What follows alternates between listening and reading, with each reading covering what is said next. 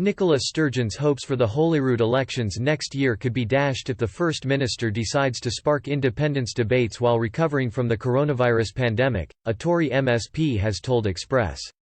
The SNP are forecast to win more than 53% of the constituency vote in the upcoming 2021 Holyrood election, according to a commissioned panel-based poll. However, the predicted win could be at risk depending on the stance Nicola Sturgeon's party decides to campaign on regarding a second independence referendum. Scottish Tory MSP Miles Briggs warned Express.co.uk that the coronavirus pandemic could make the First Minister's dream for Scotland deeply unpopular. He said, "We've been absolutely clear at the general election and Holyrood elections of saying no to another independence referendum.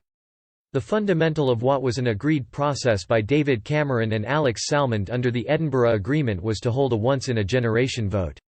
We all signed up to that, we all said we'd respect the result and move on.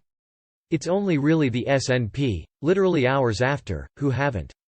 Mr. Briggs continued, "So I am waiting to see where Nicola Sturgeon decides to pitch. I don't think it will be popular in the mid-summer, post-COVID economic downturn for her to only be saying to people that we should start arguing among ourselves over the Constitution for years. I don't think she'll do that, so I don't think the Prime Minister will have that day after the election phone call to make.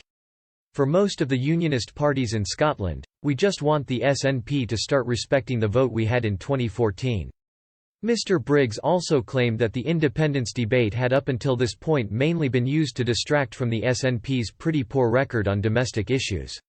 He told Express, "Their record really gets distracted from. I think that's what a lot of Conservatives in the Scottish Parliament get very frustrated over." The MSP added, "The SNP's actual record on health, education and transport is pretty poor, but we never really get on to holding them to account on that.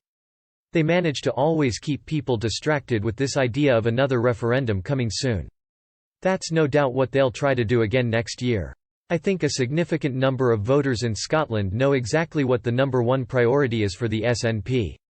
But as we're trying to recover from COVID economically, I am a bit more skeptical about their chances."